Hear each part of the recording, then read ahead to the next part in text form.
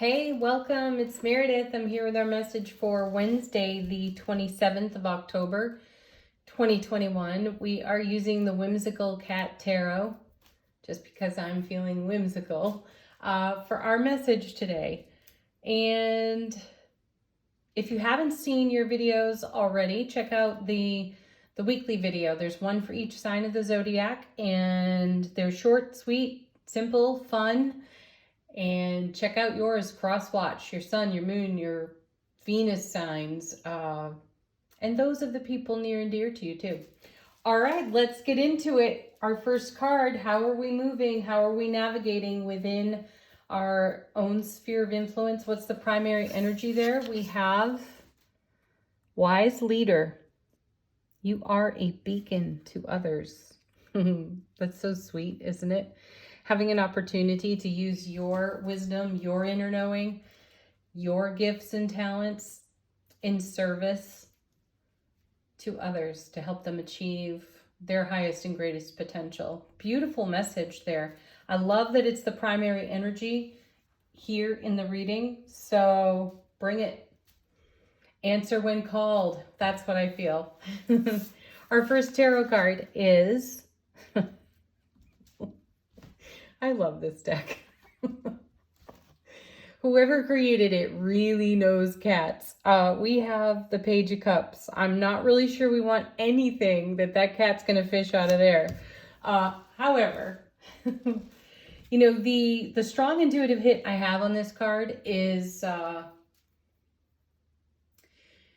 we're expanding and developing our language. And as most of you likely know, so much of our language is unspoken. It's body language, it's expression, it's a flow of energy, it's a telepathy even. And I'm feeling that that's what's here in the Page of Cups. There's a blossoming. Pages are not necessarily masterful. They're in an apprentice type of energy. And we may be feeling as if we are in an apprentice type of energy as we go deeper into our ability to connect and to share, and perhaps in a non-verbal way. Some of the most profound sharings come out of our feelings and our emotions. And when we're in great connection with our own selves, we share that great connection, obviously, with the people nearest and dearest in our world. Many of them know us extremely well, and so there's a lot that can be unspoken. Just think right now of your dearest friend and how you don't have to tell that person the whole story. They know because they know you. You have connection, you share. And I feel that the empathic energies and the telepathic energies are skyrocketing for us. So this is an opportunity within our developing expansive language to gain a little bit of mastery here with the Page of Cups. Know also that the Page of Cups is indicative of receiving on the emotional level.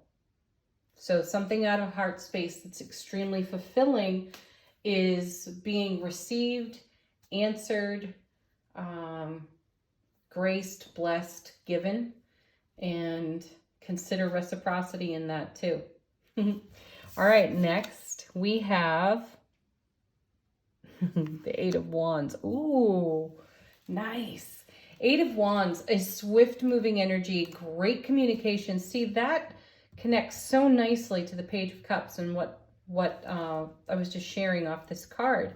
So a swift moving energy, communication incoming, a very stable card. It's a double four. So that's a double four of wands, which is the happiest card in the minor arcana. And this is also, out of ancient tarot meanings, the Eight of Wands is a marriage card. It is a weaving together of energy. And that may be what's going on here, or what's possible here, is that we are weaving together our conscious waking awareness within our soulful presence in an empathic, telepathic way, where communication becomes quite exquisite and succinct. Far better than words could ever provide, as we share what's on our hearts.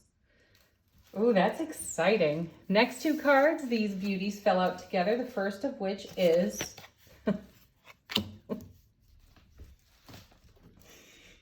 this card is hysterical. First of all, it's the Death card. So congratulations. Hallelujah. I love the Death card. And, you know, it's simultaneous endings and beginnings. But the fact that in the Cat Tarot it's a vacuum, that just gets my funny bone. Oh my goodness. Okay, so the Death card. This card's been with us quite a bit lately.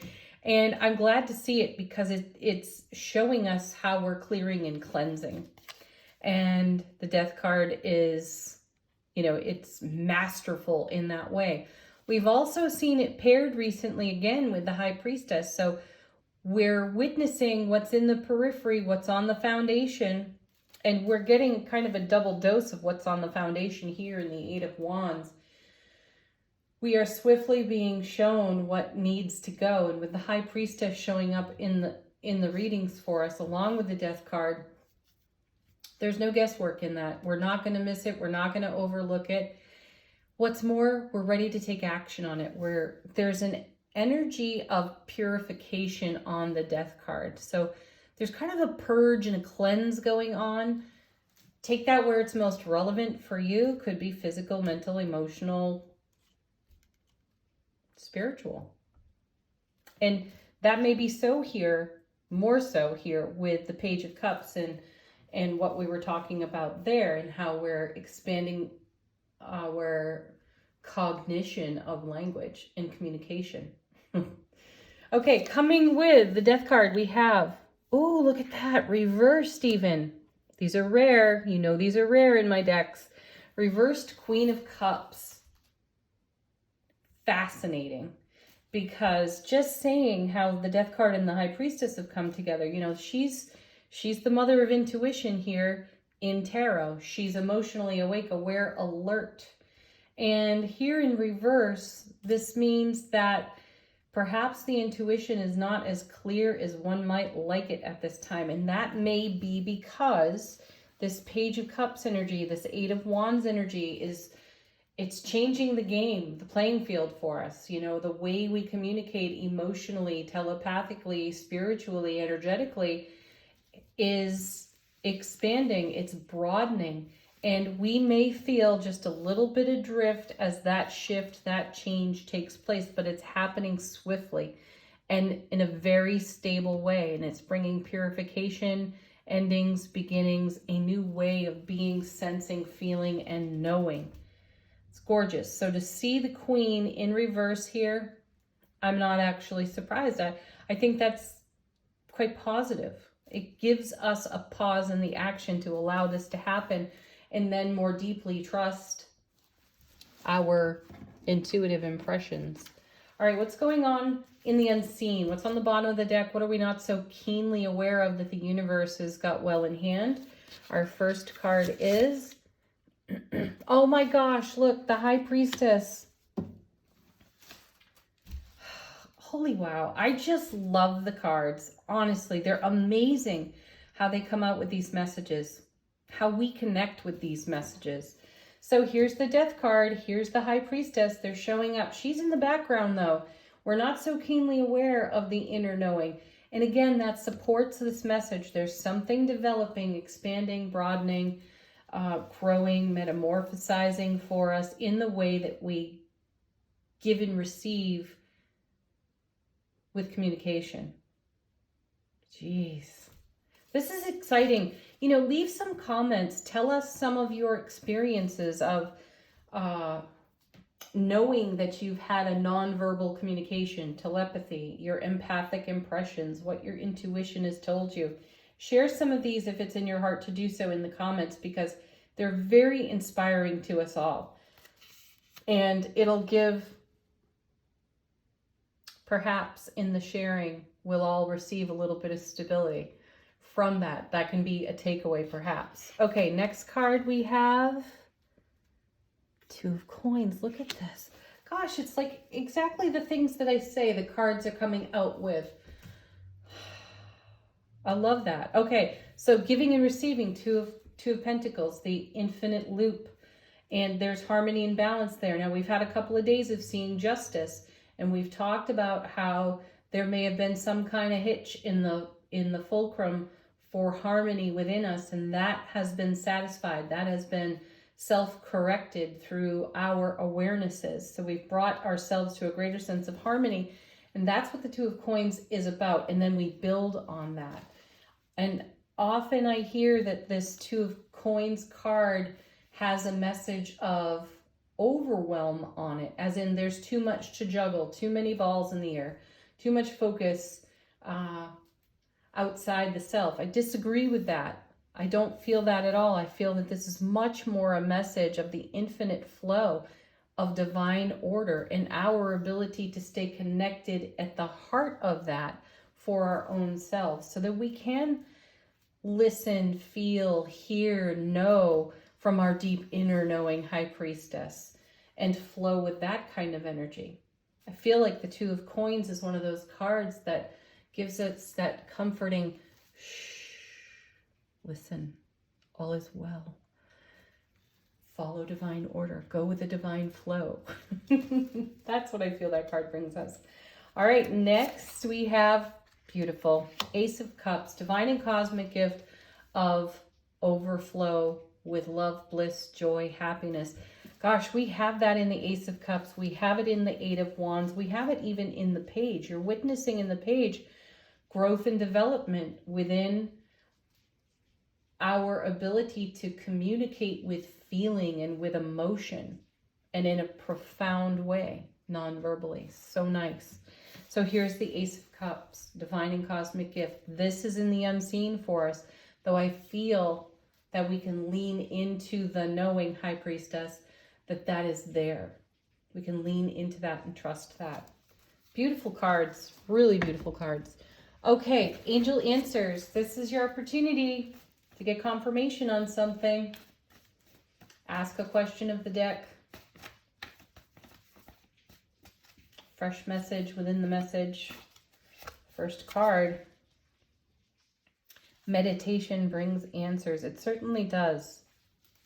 If you need answers for something, guidance, direction, go within.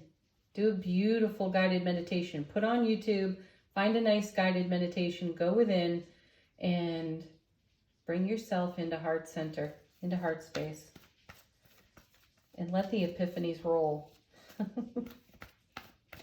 Next. Interesting. Forgiveness. This is kind of a let go card, and it always reminds me of the Ho'oponopono prayer. So perhaps there's a space where that's appropriate for you. I do feel letting go energy here.